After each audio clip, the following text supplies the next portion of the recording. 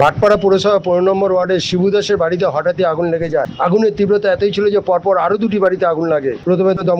প্রথমে দমকলের একটি ইঞ্জিন আসে। যেহেতু রাস্তার দৈর্ঘ্য অনেক কম, সেহেতু ইঞ্জিন আসার সম্ভব হয়নি। স্থানীয় বাসিন্দাদের দেখা গেছে ওই দমকল ইঞ্জিনের মধ্যে বাড়ির থেকে বালতিতে করে জল ঢালে। কিছুক্ষণের মধ্যে আরেকটি ইঞ্জিন এসে উপস্থিত হয়। সেখান থেকে পাইপ লাগিয়ে জল আনা হয়।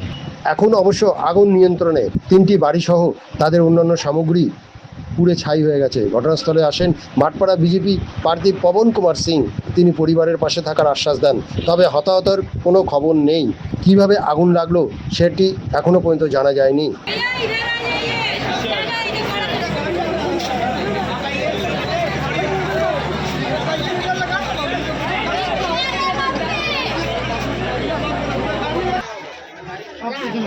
जड़ल बना वही तो सोना सोना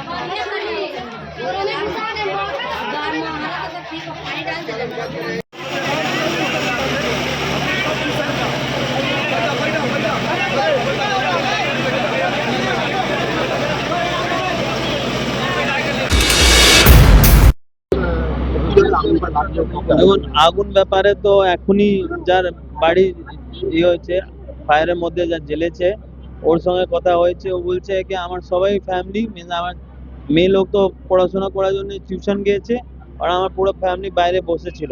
হট করে কি করে আগুন লেগে গেছে এখনো বোঝা যায়নি। ও তো খুব ভালো ছিল কি কেউ ক্যাজুয়ালিটি হয়নি, শুধু পুরো যা কিছু ছিল বাড়ির মধ্যে সব কিছু জ্বেলে গেছে। আর একটা ব্যাপার ছিল 2-3টা সিলিন্ডার ছিল। ও তো ভালো হয়েছে কি সিলিন্ডার আমার লোক এখানে আমার ভাই আছে এখানে ওখানে গিয়ে ফায়ার ব্রিগেড সঙ্গে মিলে পুরো যে সিলিন্ডার ওখান থেকে বাইরে করে দিয়েছে। না তো সিলিন্ডার ব্লাস্ট হতো তো একটা বড় ঘটনা হতো।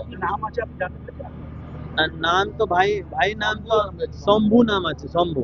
আর আমি পাশেই ছিল, একটা ক্যাম্পেনিং করছিল। আমার এই ছেলে লোক আমাকে ফোন করে জানেছে কি এরকম ঘটনা হয়েছে, আপনি তাড়াতাড়ি এসে গেল। তো আমি যেখানে এসেছে ফায়ার ব্রিগেড ছিল না, তাড়াতাড়ি ফায়ার ব্রিগেডকে ফোন করে ডেকেছে। ফায়ার ব্রিগেড তো উইদিন দা 5 মিনিটসে চলে এসেছে। ও তো ফায়ার ব্রিগেডে একটা গলি এত ছোট আছে, একটাই ফায়ার ব্রিগেড কি করে এখানে এসেছে, এই একটা বড় ব্যাপার আছে।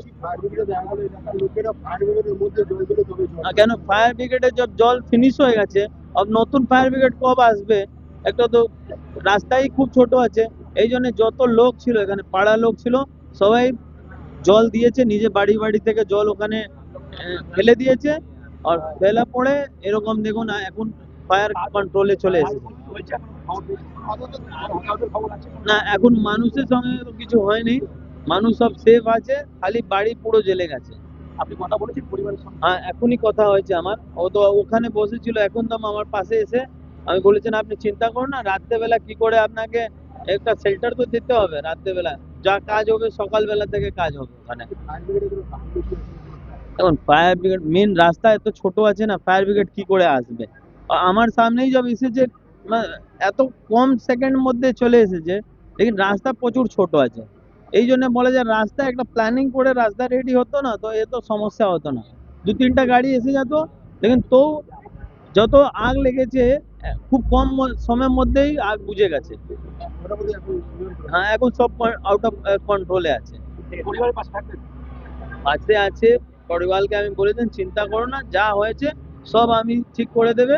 আপনি আজকে নিয়ে চিন্তা করুন, আজকে নিয়ে কোথাও শেল্টার ওল্টারও দিতে হবে, মানে পুরো পরিবার কোথায় থাকবে রাত্রেবেলা? তো একটা জগৎ দিয়েছে শেল্টার করা যাবে, কালকে দেখা যাবে কি করা যাবে।